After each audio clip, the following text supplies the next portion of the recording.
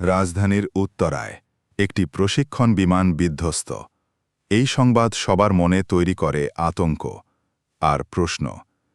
কিন্তু যে বিমানটি দুর্ঘটনায় পড়েছে সেটি কেমন, কতটা শক্তিশালী? চলুন আজ জানি বাংলাদেশের আকাশ প্রতিরক্ষায় নিয়োজিত এক যুদ্ধ পাখি F-7 BGI সম্পর্কে। F-7 BGI একটি মাল্টি রোল যুদ্ধবিমান। চীনের চেংডু এয়ারক্রাফট কর্পোরেশন দ্বারা নির্মিত এই বিমান বাংলাদেশ বিমান বাহিনীর চাহিদা অনুযায়ী বিশেষভাবে তৈরি। এটি একই সঙ্গে আকাশ ও স্থলের লক্ষ্যবস্তুতে আঘাত হানতে সক্ষম। উন্নত প্রযুক্তির এই সংস্করণ মূলত J-7G প্ল্যাটফর্মের উপর ভিত্তি করে নির্মিত। এই এক ইঞ্জিন বিশিষ্ট বিমানটি WP-13F আফটারবার্নিং টার্বোজেট ইঞ্জিনে চলে। এর সর্বোচ্চ গতি ঘণ্টায় প্রায় 2470 কিলোমিটার, মাক 2.2, রেঞ্জ প্রায় 2000 কিলোমিটার। এটি এয়ার টু এয়ার ও এয়ার টু গ্রাউন্ড দুই ধরনের মিশনে ব্যবহার করা যায়। অস্ত্র ভাণ্ডারে রয়েছে PL-5, PL-9 infrared guided missile, 30 millimetre কামান, রকেট পড ও TEBER গাইডেন্স কিট সহ স্মার্ট বোমা। F-7 BGI বিমানে আধুনিক গ্লাস ককপিট রয়েছে।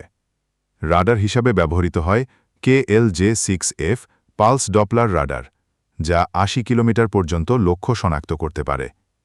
তবে এতে BVR মিসাইল নেই, অর্থাৎ শত্রু লক্ষ্যবস্তু ধ্বংসে এর সক্ষমতা সীমিত। এছাড়া ইলেকট্রনিক ওয়ারফেয়ার বা জ্যামিং ক্ষমতাও কম, এবং এটি পুরনো MiG-20 ডিজাইনের উপর ভিত্তি করে তৈরি, যার এরোডাইনামিক পারফরম্যান্স তুলনামূলকভাবে কম।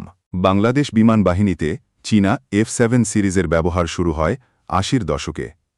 2006-2008 সালে আসে F-7 BG, আর 2011-তে চুক্তি হয় F-7 BGI মডেলের জন্য।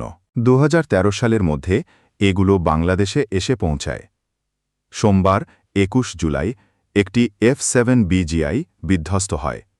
পাইলট শেষ মুহূর্ত পর্যন্ত বিমানটিকে মানুষের কাছ থেকে দূরে সরিয়ে ক্ষতি কমানোর চেষ্টা করেন।